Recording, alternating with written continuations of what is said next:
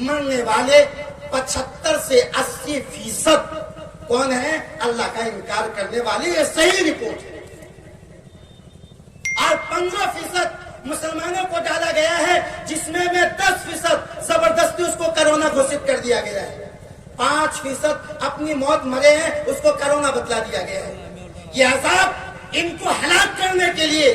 لیکن یہ عذاب ہم پر اور آپ پر مہنگائی کا زیادہ ہو جانا, ظالم کا مسلط ہو جانا, حکمرانوں کا ہمارے خلاف غلط قانون بنانا, یہ سارا عذاب اللہ کروا رہے ہیں. اللہ نے ان کو بیٹھایا. کیوں؟ یہ پٹائی اور یہ ڈنڈا باپ کا ڈنڈا ہے. یہ پٹائی, یہ ڈنڈا باپ کی پٹائی ہے جو شفقت والی ہوتی ہے, جو محبت والی ہوتی ہے, جو پیار والی ہوتی ہے. زخم ہو جائے بیٹے کو, وہی باپ ہاسپٹل بھاگے گا. بیٹے کے مسلمان مرد و عورت کے گھر میں اگر فاقہ ہوتا ہے ظالم حکمرانوں کے قانون کی وجہ سے, تو اللہ تعالیٰ کو تکلیف ہوتی ہے جیسے گھر والوں کو تکلیف ہوتی ہے. تو پھر یہ کیوں ہے؟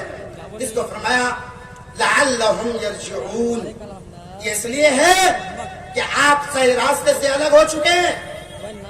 اللہ یہ کہنا چاہتے ہیں کہ میرے مسلمان بندو, میں یہ چاہتا ہوں کہ تم جب میرے پاس آؤ تو بغیر جہنم میں بھیجے ہوئے میں تم کو جنت میں بھیج دوں. میں کہاں بھیج دوں؟ توجہ ادھر دیکھیے. اللہ کیا چاہتے ہیں؟ اب یہ بتائیے, کوئی ماں باپ اپنے بیٹے کو آگ میں جلنا دے گا؟ مسلمان مرد و عورت سے اللہ تعالیٰ کو ماں باپ سے زیادہ محبت ہے. تو اللہ یہ چاہتے ہیں کہ مجھے ماننے والا جہنم میں نہ جائے, جہنم کی سزا نہ بھگتے. تو اگر جس پوزیشن میں ملک دنیا کے مسلمان ہیں, بے-راہ روی, اعتقاد کی خرابی, اعمال خراب, اخلاق خراب, معاشرت خراب اور مرتد ہو رہے ہیں, کافر ہو رہے ہیں, اگر یہی پوزیشن رہی تو پھر تو اکثر مسلمان مرتد اور کافر ہو کے کہاں چلے جائیں گے؟ جہنم. اور اللہ نہیں چاہتے ہیں, اسی لیے اللہ یہ حالات لاتے ہیں تاکہ میرا بندہ ڈرے, خوف کھائے, میرے در پہ آئے, گر گرائے اور توبہ کرے اور ان کی زندگی سنور جائے تو وہ جہنم سے بچ کر جنت میں چلا جائے. یہ مقصد ہے. ہمیں اللہ کے اس مقصد کو سمجھ کر اپنے ایمان اور اعمال کی محنت کرنی ہے انشاءاللہ. حضرت مولانا شاہ عالم صاحب دامت برکات عالیہ تشریف لا چکے ہیں. میں چند منٹ میں اپنی بات کو ختم کروں. کوئی اعمال کی خرابی کی وجہ سے یہ حالات ہیں. اب اعمال میں 3 بات کہہ کے اپنی بات کو ختم کرتا ہوں. پہلی بات جو اعمال میں ہے, سب عمل سے بہتر, سب عمل سے اعلیٰ وہ کون سی عبادت ہے؟ بولیے کون سی عبادت ہے جو سب عبادت کی سردار ہے؟ کون سی ہے؟ نماز. کیا ہے؟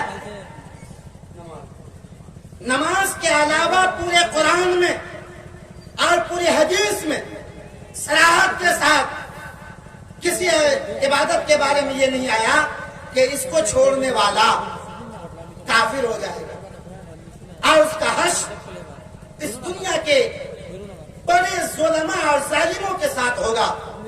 لیکن نماز کے بارے میں قرآن نے کہا اقیموا الصلاۃ ولا تکونوا مشرکین.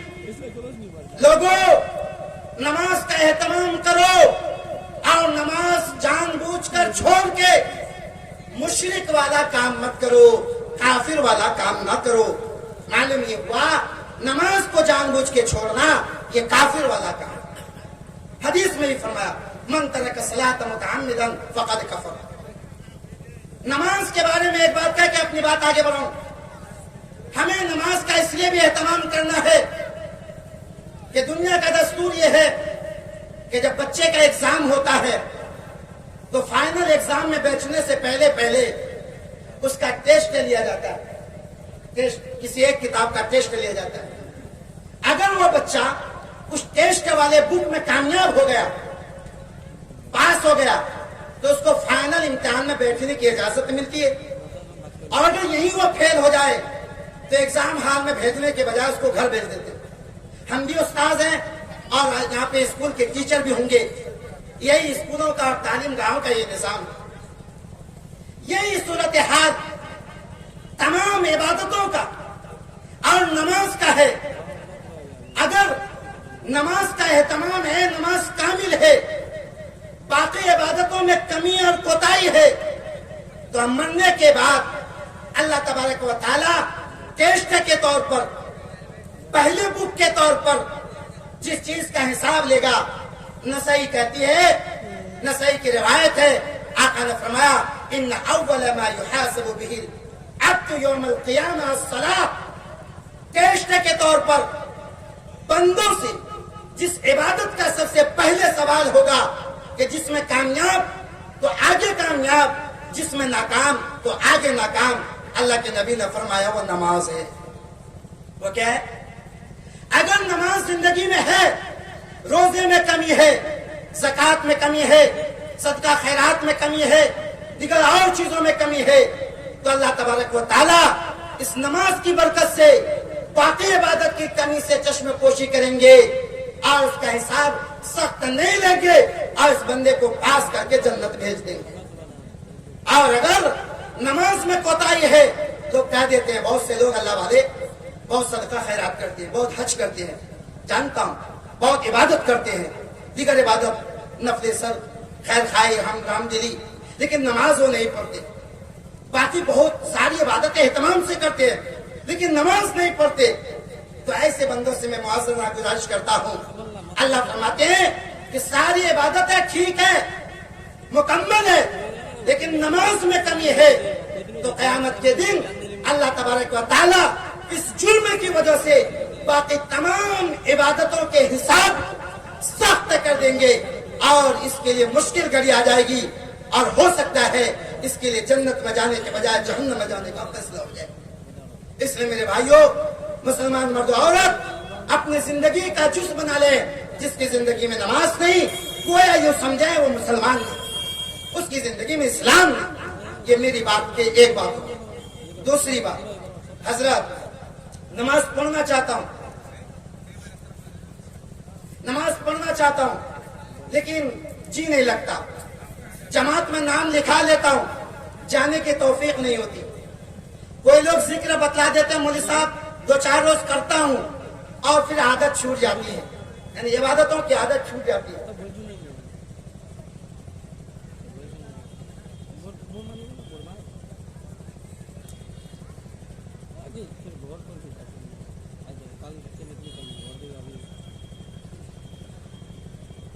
کیا وجہ ہے؟ کیوں میرا دل عبادت کے لیے تیار نہیں؟ کیوں نام لکھا کے جماعت میں نہیں جاتے؟ کیوں ہمیں قرآن کی آواز اچھی نہیں لگتی؟ عبادت کی توفیق کیوں نہیں ملتی ہے؟ میں نے اس کے لیے قرآن کریم کی ایک دوسری آیت پڑھی ہے. اللہ تعالی ارشاد فرماتے ہیں یا ایھا الرسول کلوا من الطیبات واعملوا صالحا. اس کا میں آپ کو مفہوم سمجھاتا ہوں. اللہ اپنے رسولوں سے اور نبیوں سے، سارے رسول اور سارے نبیوں سے یہ کہتے ہیں کہ دیکھو، اگر عبادت کی توفیق چاہتے ہو، نماز کی، روزے کی، زکوٰۃ کی، تلاوت کی، ذکر کی، گناہوں سے بچنے کی اگر توفیق چاہتے ہو تو اللہ فرماتے ہیں میری پہلی اور بنیادی شرط یہ ہے کہ تیرے کھانے میں، تیرے کپڑے میں، تیری گاڑی میں، تیری دکان میں، تیری زمین میں، تیرے کاروبار میں اور تیرے کسی زندگی کے حصے میں حرام کی ملاوٹ نہ ہو. یہ میں قرآن کا ترجمہ سناتا ہوں، میں اپنی بات یا حدیث بھی نہیں. یہ رسولوں کو کہنا نہیں ہے، وہ تو معصوم ہوتے ہیں. رسول کی ذات تو ایسی ہوتی ہے وہ گناہ کرنا بھی چاہے تو نہیں کر پاتے. اللہ نے تو ان کو معصوم بنا دیا، وہ گناہوں سے پاک ہوتے ہیں. اللہ رسولوں کے واسطے سے امت کو کہتے ہیں، ہمیں اور آپ کو کہتے ہیں، عالم اور جاہل کو کہتے ہیں، امیر اور غریب کو کہتے ہیں، پڑھے لکھے اور ان پڑھ کو کہتے ہیں، مالدار اور غریب کو کہتے ہیں، عورت اور مرد کو کہتے ہیں. چاہے کتنا بڑا عہدہ ہو، چاہے کتنے بڑا ڈگری ہو، چاہے کتنا بڑا عالم کیوں نہ ہو، اللہ سب کو اعلان کرتے سنو، تمہاری ذات کا ہم سے کوئی دوستی نہیں، کوئی تعلق نہیں. ध्यान से सुनो, अगर नमाज पढ़ने की तौफीक चाहते हो, इबादत की तौफीक चाहते हो, तो अपनी जिंदगी में हराम को दाखिल मत होने देना। अगर तुमने कपड़े में, खाने में, गाड़ी में, जमीन में हराम को मिला दिया और फिर नमाज पढ़नी चाहिए, तो अल्लाह ये कहते हैं मैं तुम्हें नमाज पढ़ने की तौफीक ही नहीं दूं। अकाबिर उलमा मौजूद, वो अल्लाह जिसने हमें नमाज पढ़ने ही के लिए पैदा किया, रोजा ही के लिए पैदा किया, ज़कात के लिए पैदा किया, तमाम नेक काम करने के लिए पैदा किया, लेकिन वही अल्लाह कहता है मैं अपनी शफकत के बावजूद, अपनी मोहब्बत के बावजूद, अपनी रहमदिली के बावजूद, अगर तुमने मेरी ये बात नहीं मानी, अगर तुमने हराम को नहीं छोड़ा, मैं अपने जलाल की कसम, अपनी इज्जत की कसम, मोहब्बत बहुत ज्यादा है, लेकिन मैं तुझे इबादत की तौफीक ही नहीं दी। इससे बड़ा अजाब, इससे बड़ी मुसीबत मुसलमानों के लिए कोई और नहीं हो सकती कि बंदा नमाज के लिए मस्जिद की तरफ जाना चाहे और अल्लाह पैर पकड़ के पीछे खींच ले। इससे बड़ा अजाब और क्या हो सकता है? और अगर सुनो, अगर तुमने अपने दिल पर जोर लगाकर या माहौल के असर में अगर तुमने मस्जिद में आके नमाज पढ़ भी ली, इबादत कर भी ली, लेकिन जिंदगी में अगर हराम है, मैं अपनी इज्जत की कसम, अपने जलाल की कसम, मैं तेरी ये नमाज और तेरी इबादत को काले और गंदे कपड़े में लपेट कर तेरे मुंह पे मार दूंगा। तेरी इबादत मेरे दरबार में कबूल नहीं। इससे बड़ा अज़ाब कोई और हो सकता है? नहीं हो सकता ना। यही हाल है मेरे भाई, हालात यूं खराब नहीं हो गए, हालात को हमने खराब किया है, हमने खराब किया है। हमने अपनी जात से नेकी करने के मादे को मार दिया है हराम खा खा के, गुनाह करने के मादे को उभार दिया है हराम खा खा के। इसलिए सरनाबारी और अतराफ के मेरे बहुत मुशफिक और मेहरबान और प्यारे और अजीज भाइयों, मैं हाथ जोड़ के अल्लाह के वास्ते आप मुसलमान मर्द औरत से कहता हूं कि रिस्क का मालिक अल्लाह है। रिस्क का मालिक कौन है? अल्लाह है। आप देखते नहीं, एक अंगूठा टेक इंसान होता है, एक हाथ पर पड़ा हुआ नहीं होता, लेकिन दुकान शुरू करता है, अल्लाह उसको इतना पैसा देते हैं, 5 जगह में उनको दस्तखत करना पड़ता है, तो शर्म के मारे उसको अंगूठा टेक करना पड़ता है। रिस्क का खजाना तो अल्लाह के हाथ में, किसको कितना मिलेगा, कब मिलेगा, ये अल्लाह के खजाने में। असल में ये जो हराम तरीके से हासिल करते हैं, और फर्ज कीजिए वो 2 करोड़ के मालिक हो गए, तो वो ये सोचते हैं कि अगर हम हराम तरीका इख्तियार ना करते तो 2 करोड़ के बजाय हम 1 करोड़ के मालिक होते, ये सोचते हैं। याद रखिएगा, ये सोच आपकी अल्लाह की तकदीर में शक करना है। ये सोच क्या है? अल्लाह की तकदीर में शक करना है। क्यों? इसलिए अल्लाह ने फरमाया वमा मिन दाब्बतिन फिल अर्दि इल्ला अल्लाह रिज़्क़ुहा, जिस बंदे को जितना मिलेगा वो मैं दूंगा। वो कौन देगा? ये जो 2 लाख मिला कौन दिया? अब अल्लाह करे फमन शाअ फलयुमिन वमन शाअ फलयकफुर, जिसकी मर्जी ले 2 करोड़ हलाल तरीके से ले ले और जिसकी मर्जी 2 करोड़ हराम तरीके से ले ले, मर्जी तुम्हारी, लेकिन वो पूरा का पूरा मैंने दिया। कर लो मटर गश्ती, लेकिन मेरे पास आओगे तो हिसाब देना पड़ेगा। रिज़्क़ का मालिक अल्लाह है, ये नियत कीजिए, इस पर यकीन कीजिए और आज से तौबा कीजिए। हाथ उठा के मुसलमान बंदो, मेरे सारे मर्द हज़रात हाथ उठा के तौबा करें। न करेंगे सरनावारी के लोग तो हराम खाना चाहते हैं क्या? हाथ उठा के करें नियत, इंशाअल्लाह अब तक जो कुछ हुआ अल्लाह माफ करे, आइंदा हम हराम नहीं खाएंगे, नहीं खाएंगे ना। तो अब अगली बात कहा तो मान लेंगे ना। यहाँ पे बंधन लोन चलता है। अच्छा, बंधन लोन चलता है ना, माफ कीजिएगा मैं जरा सख्त मुकर्रिर हूं, کچھ جملے میرے زبان سے سخت نکل جاتے ہیں، لیکن یاد رکھیے گا، محبت ہی میں کہتا ہوں. مجھے کیا پڑی ہے سرنا باری میں، ہمارے ٹکری باری میں اس وقت 15 سے 20 علماء موجود ہیں. اور آپ کو معلوم ہونا چاہیے تلنگانہ کے، مہاراشٹر کے، حیدرآباد کے، بمبئی کے، کلکتہ کے، آسام کے سب موجود ہیں. ہمیں کیا پڑی ہے، ہم وہاں سے یہاں آئے، لیکن انہوں نے دعوت دی آپ کو کچھ سنانا ہے، آپ کو کچھ بتانا ہے، تو ہم نے وہاں سے چھٹی لے کر آپ کے پاس آئے. محبت میں آپ کو کہہ رہا ہوں، کتنے میں یہاں پہ مرد حضرات ایسے ہیں جن کی وائف اور بیوی کے نام پر بندھن لون کا کھاتا کھل رہا ہوا ہے، کھلا ہوا ہے. یہاں پر اور بھی مفتیان کرام موجود ہیں، کسی بھی مفتی صاحب سے پوچھ لیجئے یہ بندھن لون کا پیسہ لینا حلال ہے یا حرام ہے؟ بندھن لون کا پیسہ لینا یہ حلال ہے یا حرام ہے؟ قرآن حدیث کے حوالے سے بندھن لون کا پیسہ لینا ویسے ہی حرام ہے جیسے کہ سود کھانا حرام ہے، رشوت لینا حرام ہے، سور کا گوشت کھانا حرام ہے. کوئی فرق نہیں ہے. دنیا کا کوئی عالم ہے، دنیا کا کوئی مفتی، تو مجھے ان دونوں میں کوئی فرق بتا دے تو میں بھی مان لوں گا کہ میرا علم بھی ناقص ہے، اضافہ ہو گیا. کوئی فرق نہیں. اب وہ حرام کا پیسہ گھر میں آیا، چاہے 100 روپیہ آیا، اور آپ کے گھر میں حلال پیسہ 1 لاکھ ہے، تو 1 لاکھ میں اگر 100 روپے حرام کا مل جائے تو حدیث میں آیا ہے یہ پورا پنڈال نہیں، پورے سرنا باری کے عمارت کو ختم کر دیجئے، میدان بنا دیجئے، اور سارے سرنا باری کی جگہ میں حلال پیسے سے بھر دیجئے. محنت کا پیسہ، حلال پیسہ. لیکن اڑتا ہوا کہیں سے 1 روپے حرام کا آ جائے، کیا روپے؟ ایک سکہ بس. حدیث کہتی ہے، اللہ کے نبی فرماتے ہیں اس ایک سکے کی نحوست اور اس کی بدبختی اور اس کی گندگی کی وجہ سے یہ سرنا باری کے اندر کروڑ حلال روپے سب کے سب حرام اور ناپاک ہو جاتے ہیں. یہ حدیث میں.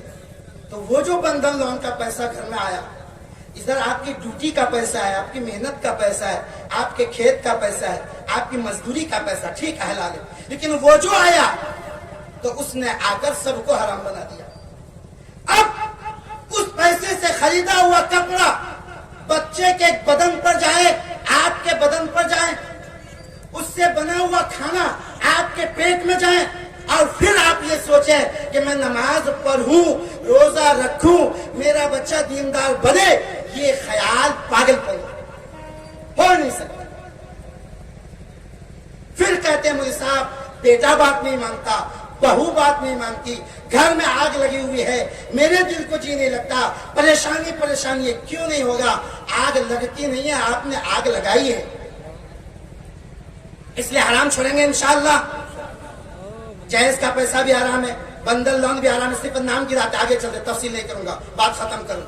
رشوت کا پیسہ حرام ہے، سود بڑھنا، زمین لینا حرام ہے، بینک کا جو رشوت کا پیسہ ہوتا ہے یہ حرام ہے نا. اچھا ایک تو اور حرام ہے بتا دو، محنت کرنے کے مزدوری ہے. مزدور تو سمجھتا میرے پسینے کا پیسہ ہے. میرے مزدور بھائیو آپ بھی معاف کرنا.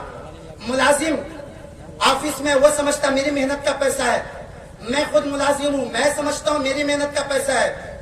کوئی مزدور، کوئی ملازم 6 گھنٹہ ان کی ڈیوٹی ہے، اور مالک کی طرف سے تنخواہ طے ہے 300 روپے دن کا. اس نے 6 گھنٹے میں، اس ملازم نے 6 گھنٹے میں 1 گھنٹہ بلا وجہ ضائع کر دیا. دیکھا کہ مالک ہے تو کام کر لیا، اور دیکھا کہ مالک ادھر ادھر چلا گیا، یہ گٹکا کھا رہا ہے، پان کھا رہا ہے، کھینی کھا رہا ہے، بیٹھ کے باتیں کر رہا ہے. ارے ہوتا نہ ہوتا، توجہ سے سنیے گا. مالک کو دیکھا تو کام کیا، ورنہ جو بیٹھا ہوا ہے. دھیان سے سنیے گا. 1 گھنٹہ ضائع کر دیا، پیسہ ملا 300 روپے 6 گھنٹے کا. 1 گھنٹہ ضائع کیا، 50 روپے کا یہ مستحق نہیں ہے. 50 روپے کا یہ مستحق. اس نے مکمل پیسہ لیا 300 روپے. اللہ اکبر. قرآن و حدیث کا فتویٰ سنیے. اس 50 روپے نے جو لیا ہے وہ حرام ہے، اور اس کے حرام ہونے کی وجہ سے یہ پورا کا پورا 300 روپے یہ سب کا سب حرام. اللہ. ہم کہاں بیٹھے ہوئے، ہم ہاتھ میں تصویر لے رہے ہیں، یہ سب کچھ کریں اور ہاتھ میں تصویر لے کے کہ اللہ اللہ قرآن کی تلاوت کریں اور تہجد کریں اور یہ سوچیں کہ ہم پار ہو گئے، ہم بچ گئے، نیا پار ہو گئی. نہیں نہیں نہیں نہیں، بہت سارے عبادت کرنے والوں سے، بہت سارے عبادت کرنے والوں سے اللہ جہنم کو سلگائیں گے، ڈالیں گے نہیں، اسی سے آگ پھوٹے گی. سوچئے اس بات کو. اس لیے اللہ کے واسطے جہاں پہ جائیں اپنے پیسے کو مکمل حلال کریں گے انشاءاللہ. یہ میری دو بات ہوگی، تیسری اور آخری بات کر کے بات ختم کروں. یہ جلسہ دستار بندی کا جلسہ یعنی یہ مدرسہ، آپ جانتے ہیں ملک صحیح سالم کب رہے گا؟ دو شرط ہے.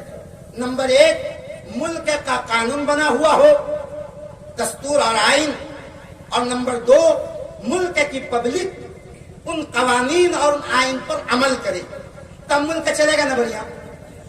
آج جو ہم پٹ رہے ہیں اس کی وجہ یہ ہے کہ ہمارے اکابرین نے محنت کر کے قانون تو بنا دیا، جمہوری قانون. اس ملک کے قانون میں انصاف ہی انصاف ہے، قانون بنا ہوا ہے، لیکن آج دوسری بات نہیں پائی جا رہی ہے. ان ظالموں نے آ کر ہم کو ان قانونوں پر عمل کرنے سے روک دیا، اس کے خلاف عمل کروا رہے ہیں. تو نتیجہ آپ کی آنکھوں کے سامنے پورے ملک میں آگے آ گیا. ظلم ہی ظلم. ملک چلے گا قانون پر اور قانون پر عمل کرنے سے. ویسے میرے بھائی، اسلام اور دین یہ بھی تصور کریں، یہ بھی ایک ملک ہے، یہ بھی ایک حکمرانی ہے، یہ بھی ایک سلطنت ہے، یہ بھی ایک بادشاہت ہے، یہ بھی ایک ملک ہے. اسلام کا ملک اور دین کا ملک اور اسلام کی دنیا اور دین کی دنیا اس دنیا میں اس وقت تک باقی رہے گی، اور آپ کے اس ملک میں بھی اس وقت تک دین اور ایمان باقی رہے گا جب یہ دونوں باتیں پائی جائے. دونوں باتیں پائی جائے. کیا؟ نمبر ایک، قانون بنے، لوگ قانون داں بنے، قانون کو جاننے والے بنے، قانون کو بتانے والے بنے. اور نمبر دو، جو قانون بتایا جائے، جو قانون لکھا جائے، لوگ اس پر عمل کریں. تب یہ اسلام چلے گا، تب یہ دین باقی رہے گا. اس لیے ہمیں یہ سمجھنے کی ضرورت ہے کہ وہ کون سی جگہ ہے، وہ کون سی فیکٹری ہے جہاں دین اور ایمان کا قانون بنتا ہے، جہاں دین اور ایمان کے قانون دا تیار ہوتے ہیں.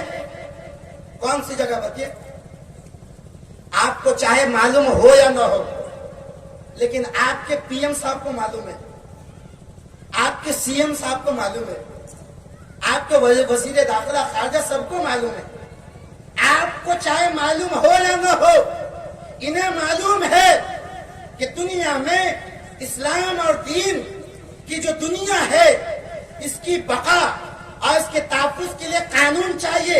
اور اسے پتہ ہے کہ ان قانونوں کو بنانے کی جگہ، ان قانونوں کو سدھارنے کی جگہ، اور وہ جگہ جہاں پہ قانون تیار ہوتے ہیں وہ مکاتب ہے، وہ مدرسے ہیں، وہ مکتب اور مدرسہ ہے. ہمیں معلوم ہو یا نہ ہو، ان کو معلوم ہے، انہیں یہ معلوم ہے. اس لیے آپ نے غور نہیں کیا، آپ نے دیکھا نہیں. جب ان کو یہ ٹھانا کہ ہمیں ملک سے اسلام کو مٹانا ہے تو انہوں نے سب سے پہلا کام کیا پتا ہے؟ کوئی بتائے؟ آپ لوگ تو اخبار ہم سے زیادہ پڑھتے ہیں، ہم تو کتاب زیادہ پڑھتے ہیں، آپ اخبار زیادہ پڑھتے ہوں گے، موبائل زیادہ دیکھتے ہوں گے. انہوں نے سب سے پہلا کام کیا؟ قانون بنا دیا؟ نہیں. اپنے لوگوں کو بیٹھا دیا؟ نہیں. انہوں نے سب سے پہلا کام یہ کیا کہ دنیا کی وہ جگہیں جہاں کسی وقت میں اسلام تھا لیکن وہاں سے بعد میں اسلام کو مٹا دیا گیا، قرطبہ، کرناٹکا، بخارا، سمرقند، برما، فلسطین، شام وغیرہ جن ملکوں سے اسلام کو مٹایا گیا، ہمارے ان خیر خواہ نے، خیر خواہ سمجھ رہے؟ خیر خواہ تو سمجھ رہے ہوں گے نا. ہمارے ان خیر خواہ نے، ہمارے اس مہربان نے ان جگہوں کا دورہ کیا، وہاں پہ فلائٹ سے گئے اور جا کے وہاں کی حکومت والوں سے پوچھا، بھائیو میں کچھ ہدیہ اور تحفہ لے کر آپ کے پاس آیا ہوں، ایک سوال کا جواب چاہیے، وہ دو اور میں واپس جاتا ہوں۔ کہا جی کیا سوال ہے بولیے۔ کہا جی سوال یہ ہے کہ مجھے یہ بتا دیجئے کہ آپ کے ملک سے اسلام کیسے مٹا، مٹنے کا طریقہ اور فارمولا کیا ہے، وہ بتا دو، میں واپس ہندوستان جاتا ہوں۔ تو انہوں نے بتلایا کہ اگر ملک ہندوستان سے آپ کو اسلام مٹانا ہے تو سب سے پہلا کام جو آپ کو کرنا ہے وہ یہ کہ اسلام باقی رہتا ہے، اسلامی قانون سے، اسلامی قانون داں سے، اسلام کے جاننے والے سے سب سے پہلا کام یہ کرنا ہے جن جگہوں میں اسلام کا قانون بنتا ہے، قرآن و حدیث کی تعلیم ہوتی ہے، آپ ان جگہوں میں کسی نہ کسی بہانے سے تالا لگوا دیجئے، اس فیکٹری کو بند کر دیجئے۔ جب فیکٹری میں مال بنے گا نہیں، دنیا میں سپلائی نہیں۔ جب مدرسے کی چار دیواری میں اسلام بنے گا نہیں تو گاؤں دیہات اور شہر میں اسلام جائے گا کہاں سے؟ اسی لیے وہ آئے اور طرح طرح سے بہانہ کر کے بند کرنا شروع کیا، اور کرونا کو بھی سمجھا دیا، دیکھو تم بزرگ ہو، تم نیک ہو، تم جو ہے مارکیٹ مت جانا، شاپنگ مال مت جانا، جہاز پہ مت بیٹھنا، ٹرین پہ مت بیٹھنا، بھیڑ بھاڑ میں مت جانا، جہاں پر ووٹنگ ہو وہاں پر مت جانا، تم تو بزرگ ہو، تم تو فاطمہ نگر کے سرنا باری کے مدرسے میں چلے جانا۔ کرونا کو سمجھا دیا، اس لیے بیچارہ کرونا کہیں نہیں جاتا ہے مدرسہ میں، لیکن ضرور آ جاتا ہے۔ اور ظالم تو کس کو سکھانے چلا ہے اور کس کو مٹانے چلا ہے؟ میں نے تیسری آیت پڑھی ہے، اللہ فرماتے ہیں یہ مدرسے، یہ مکتب، یہ مسجد، یہ خانقاہ ہے، یہ انسانوں کا گھر نہیں، یہ انسانوں کا در نہیں، یہ انسانوں کی جگہ نہیں۔ اللہ فرماتے ہیں یہ میرا گھر ہے، یہ میرے قانون کا گھر ہے، یہ میری شریعت کا گھر ہے، اور میرا اعلان سنو، انا نحن نزلنا الذکر وانا له لحافظون۔ یہ جو قانون گاہ ہیں، یہ جو مدرسے ہیں، اس کو میں نے بنوایا ہے، اور اس کی حفاظت کی ذمہ داری مولانا شعیب نہیں بلکہ اس کی حفاظت کی ذمہ داری اللہ کے ہاتھ میں۔ اس کو مٹانے آؤ گے تم مٹ جاؤ گے، مٹ چکے ہیں کروڑوں لوگ، تم بھی مٹ جاؤ گے۔ لہذا آخری بات کہہ کے پرچی آ چکی ہے، آپ دیکھ رہے ہیں، بات مختصر کیجیے۔ آخری بات کہہ کے آپ کو درخواست کرتا ہوں، اللہ کے واسطے اپنے بچے کو اور بچیوں کو مکتب اور مسجد اور مدرسہ اور بڑے دارالعلوم میں بھیج کر دین کی تعلیم دیجیے۔ مفتی بنانا، قاضی اور عالم بنانا، مولانا اور حافظ قاری قرآن بنانا یہ فرض نہیں ہے، یہ فرض ہے، لیکن ہر ماں باپ پر اپنے بیٹا اور اپنی بیٹی کو دیندار بنانا اور مسلمان بنانا فرض ہے کہ نہیں؟ بتائیے، فرض ہے کہ نہیں؟ بچہ بڑا ہوتا ہے پڑھنے کے قابل، پنجاب بھیج دیا، پانی پت بھیج دیا، ہریانہ بھیج دیا، کماتا ہے، پیسہ بھیجتا ہے، تو اس کے ماں باپ سے کہیں کہ بھائی تم اپنے بچے کو پڑھاتے کیوں نہ ہو؟ تو اس کا کیا جواب ہوتا ہے؟ کیا جواب ہوتا ہے؟ آپ کا بھی اندازہ ہوگا کیا جواب ہوتا ہے، پتہ ہے؟ اس کا جواب ہوتا ہے میں اس کا پیسہ تھوڑی کھاتا ہوں۔ کیا کرتے ہو بھائی؟ کہ بیٹا کے لیے زمین خریدتا ہوں۔ دیکھیے میں کڑی معاشرے کے جو حالات وہی ہے نا، اس کے لیے زمین خریدتا ہوں، اس کے لیے بنگلہ بناتا ہوں، اس کے لیے گھر بناتا ہوں، اس کی بیوی کہاں رہے گی وہ کمرہ بناتا ہوں، اس کی بیوی کے جو ضروریات ہیں اس کو پورا کرتا ہوں۔ علماء بیٹھے، مفتیان بیٹھے، مجھے دنیا کا کوئی مفتی یہ فتویٰ سنا دے کہ قرآن و حدیث میں کہیں پر یہ لکھا ہے کہ ماں باپ پر اپنی اولاد کو زمین خرید کر دینا فرض ہے، مکان بنا کر دینا فرض ہے، کاروبار کر کے دینا فرض ہے، کمرہ بنا کے دینا فرض ہے؟ اس کی بیوی کہاں رہے گی؟ آپ کے بیٹے کی بیوی کیا کھائے گی؟ آپ کے بیٹے کی بیوی کی کیا ضرورت ہے؟ اس کی ذمہ داری ساس سسر پر نہیں بلکہ اس کی ذمہ داری آپ کے بیٹے اور آپ کی بہو کے دلہا پر۔ یہ کوئی فرض نہیں ہے، لیکن ہاں اپنی اولاد کو جہنم کی آگ سے بچانا یہ ہر ماں باپ کا فرض ہے۔ اس کے لیے میں نے چوتھی آیت پڑھی، اللہ ارشاد فرماتے ہیں یا ایھا الذین آمنوا قوا، اے ایمان والو بچو انفسکم، اپنے آپ کو بھی بچاؤ، واہلیکم، اور اپنی بیوی کو اور اپنے بچے کو بھی بچاؤ، کس سے؟ جہنم کی آگ سے۔ یہ چوتھی آیت میں نے پڑھی ہے، اپنی اولاد کو جہنم کی آگ سے بچانا فرض ہے۔ دنیا کی آگ میں آپ جلنا تصور نہیں کرتے تو کیا بغیر پڑھائے ہوئے، قرآن پڑھائے ہوئے دانسرا، دین کا بنیادی علم ہے، سیرت اور تاریخ کا بنیادی علم ہے، دیے بغیر پنجاب اور ہریانہ اور پانی پت میں اپنی اولاد کو بھیج کر کیا جہنم کی آگ میں اپنی اولاد کو ڈالنا آپ پسند کرتے ہیں؟ پسند کریں گے؟ نہیں کرتے ہیں۔ تو اگر آپ نے ایسا نہیں کیا، اولاد کو نہیں پڑھایا، تو آپ یقین جانیے قرآن کی آیت کہتی ہے آپ نے اپنی اولاد کو جہنم کی آگ میں دھکیل دیا، بھیج۔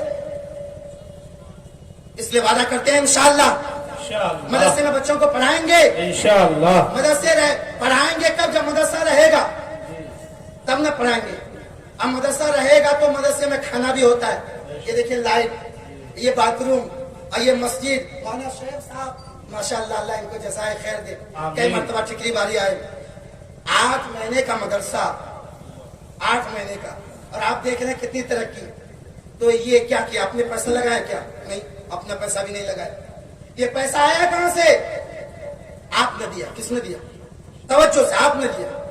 کہ یہ جو فیکٹری ہے، بلکہ اگلے لفظ میں کہہ دیجئے یہ ہاسپٹل ہے، انسانیت روحانی امراض کا ہاسپٹل ہے۔ کہ اس ہاسپٹل میں جو علاج ہوگا تو علاج کے لیے بیڈ بھی چاہیے، مریض کا لائٹ بھی چاہیے، روم بھی چاہیے، اور ڈاکٹر بھی چاہیے، ڈاکٹر کی فیس بھی چاہیے، یہ سب کچھ چاہیے نا۔ یہ سارا کچھ کون ادا کرے گا؟ کون ادا کرے گا؟ یہ محتم صاحب ادا کریں گے؟ کون ادا کرے گا؟ اس کے پاس تو پیسہ نہیں ہے اور یہ چلا بھی نہیں پائیں گے۔ اس کی 2 ہی شکل ہے، ایک تو آپ یہ کہہ دیں میں ادا نہیں کروں گا، تو میں مولانا شعیب صاحب سے کہوں گا اگر یہ ادا نہیں کرتے ہیں تو آپ اپنے مدرسے کو سرکار میں ایڈ کر لیجئے، سرکار پیسہ دے گی، مدرسہ چلائیے گا، وہی ہوگا نا۔ اگر ایسا ہو گیا یقین جانیے قرآن کے بجائے اخبار پڑھا جائے گا، بچے کے بجائے بکریاں چلیں گی یہاں پر۔ تاریخ بتلا رہی ہے، آپ اس کو گوارا نہیں کریں گے، نہیں، بچے پڑھنا چاہیے، تعلیم ہونی چاہیے، یہ ہونا چاہیے۔ تو پھر اس ہاسپٹل کو پرائیویٹ رکھنا پڑے گا، سرکاری نہیں بنانا پڑے گا، اس لیے کہ سرکاری ہاسپٹل کا بہت برا حال ہوتا ہے۔ پرائیویٹ بنائیں گے، اپنے خون پسینے کا